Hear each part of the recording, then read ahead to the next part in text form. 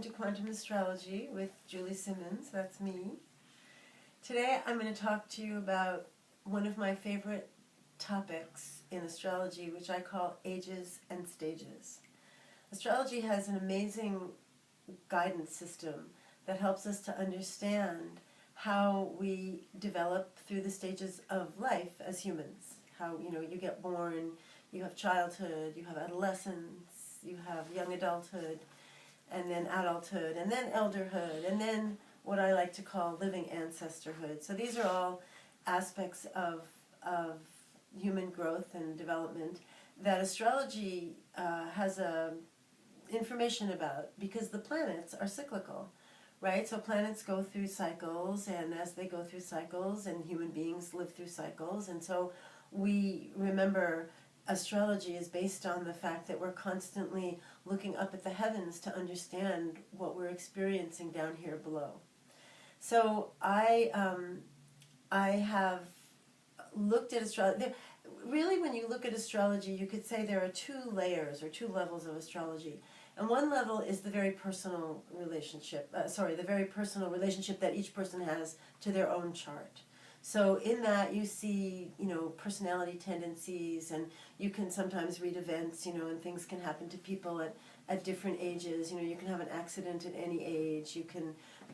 Different things can happen to people at any time. There's no age-related thing. But everybody loses their first teeth at the same age, more or less, right? That is a huge rite of passage for humans. And everybody, we all leave childhood and become adolescents more or less at the same time period. So this is what I like to call the human continuum, because on that level we're all the same, right? We all do those things at the same time. So I guess a better example is you can get married at any age, but if you're a young woman, you're going to get your period around the age between such and such and such and such. So the human continuum, the way you could see it using astrology, is that it's where the planets return. It's where the planets make cycles in aspect to themselves. So many of you, if you're, astrologically interested, you may have heard about a Saturn return. So everybody has a Saturn return around between 27 and 29, between 56 and 59.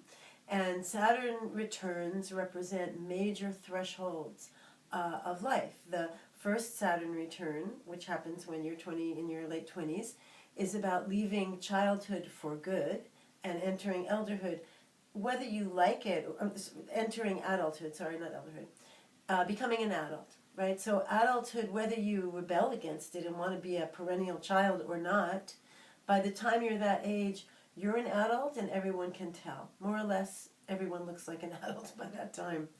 And then we live our adult life, and then Saturn comes around, and there's a second Saturn return, and that moves us from adult to elder. And, at the actual threshold, you might not look like an old person, but as you continue down that Saturn road, it's going to become unmistakable that you're an elder, not an adult any longer.